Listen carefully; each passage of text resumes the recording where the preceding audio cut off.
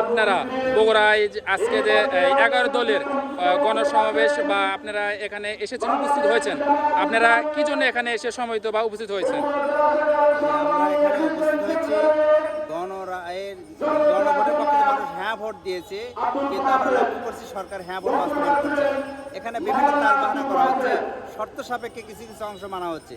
এর শর্তহীনভাবে যেহেতু জনগণ এই দেশে প্রায় 70% মানুষ হ্যাঁ ভোটের পক্ষে রায় দিয়েছে, এই গণভোট যেন বাস্তবায়ন করা হয়, গণভোটকে যেন স্বীকৃতি দেওয়া হয়, জুলাই সালের জন্য পূর্ণাঙ্গ বাস্তবায়ন করা হয়, এই জন্য আমরা আজকে একত্রিত হয়েছি আন্দোলনের জন্য।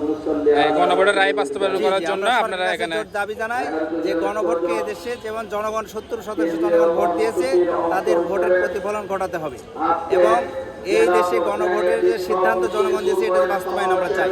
এই দেশে এখন ফ্যাসিস্টের উত্থান আমরা হতে দিতে চাই না। আপনি বলছেন যে 11 দলের পক্ষ থেকে আপনারা এখানে সমবেত হয়েছেন গণভোট রায় বাস্তবায়ন করার জন্য, এবং আপনি পূর্বে বলেছেন বাংলাদেশের সাধারণ আপামর জনতা প্রায় 70% ভোট দিয়েছে, তারা এই গণভোটের হ্যাঁ পক্ষে। এই রায় আপনি বলছেন যে বর্তমান যারা ক্ষমতাসীন আছে এই রায় তারা মানছেন না বা এটা তারা বাস্তবায়ন করছে না। আংশিক মানছে। আংশিক মানে অল্প কিছু তারা মানছে, বা আর আংশিক মানে আর আংশিক কিছু তারা মানছেন না। জি, আমরা চাই নিঃশর্তভাবে মানতে হবে। এখানে তাদের যেটা সুবিধা সেটা মানবে, অসুবিধা মানবে না, এটা হতে পারে না। পূর্ণাঙ্গভাবে মানতে হবে, কারণ এই দেশে পরবর্তী নির্বাচন হবে, সুষ্ঠু নির্বাচন হতে হবে, এর বিচার বিভাগ স্বাধীন হতে হবে, ভোটের সুষ্ঠু পরিবেশ থাকতে হবে, এর দ্বিকক্ষ বিশিষ্ট সংসদ হতে হবে, কিন্তু সেগুলো তারা মানতেছে না, এখানে সংস্কার করছে।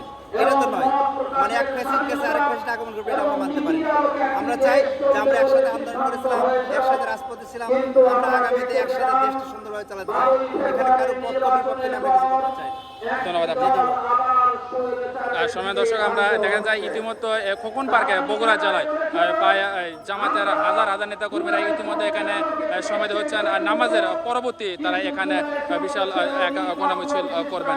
তাদের দাবি বা প্রত্যাশা এই যে গণরায় বা এই যে গণভোটের রায় বাস্তবায়নের দাবিতে তারা এখানে এসে তারা এই মিছিলে তারা অংশগ্রহণ করবেন। আমরা দেখতে পাচ্ছি ধীরে ধীরে তারা আছেন বা অল্প কিছুক্ষণের মধ্যেই তারা